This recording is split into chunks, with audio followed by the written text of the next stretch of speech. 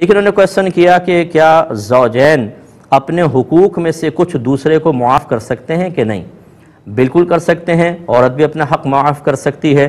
جیسے شوہر اگر بہت زیادہ مصروف ہے دین کے معاملات میں اور وہ بیوی سے کہہ دیتا ہے، ریکویسٹ کرتا ہے کہ اگر تم حقوق معاف کر دو تو میں دین کا کام کروں، اور عورت خوش دلی سے اس کو حقوق معاف کر دیتی ہے، تو یہ اس کی گنجائش نکلتی ہے۔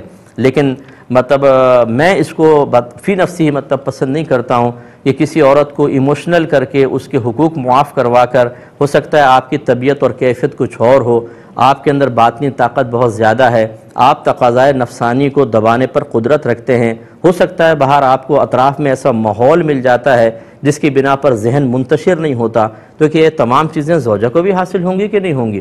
آپ نے تو بڑے پیار محبت سے حقوق معاف کروا لیے، پھر یہ پلٹ کے بھی نہیں دیکھا کہ اس پر کیا باطنی کیفیات کا ترتب ہو رہا ہے، اس کا ذہن منتشر تو نہیں ہو رہا، وہ کس کی صحبت میں بیٹھ رہی ہے، عورتیں محلے والی آتی ہیں، دوست آتی ہیں، پھر آج کل انٹرنیٹ وغیرہ ہے۔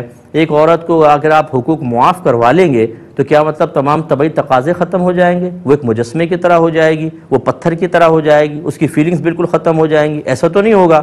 اسی وجہ سے پھر گناہ شروع ہو جاتے ہیں، انسان خوش ہوتا رہتا ہے جی میں نے تو حقوق معاف کروا لیے دین کے لیے۔ کیا ہمارے نبی کریم صلی اللہ علیہ وسلم نے ایسا کیا؟ دیکھا یہ جائے۔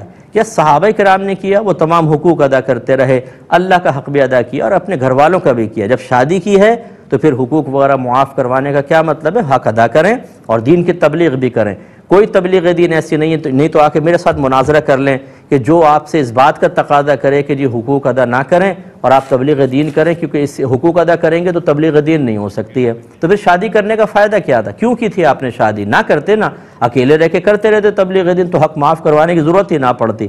ہرگز ایسا نہ کریں۔ اور پھر ہم ایک کویسچن کریں، اگر آپ کی بہن سے آپ کا بہنوئی اور آپ کی بیٹی سے آپ کا داماد یہی ریکویسٹ کرے اور آپ کی بہن یا آپ کی بیٹی آ کے آپ سے مشورہ کرے، بتائیں کیا مشورہ دیں گے آپ؟ کبھی بھی نہیں دیں گے اس کو یہ مشورہ، کہیں گے نہیں بیٹا اپنے حق معاف نہیں کرو، تمہارے اپنے بھی مسائل اور دیگر چیزیں، کسی کی وہ بھی کسی کی بیٹی کسی کی بہن ہے، توجہ رکھنی چاہیے۔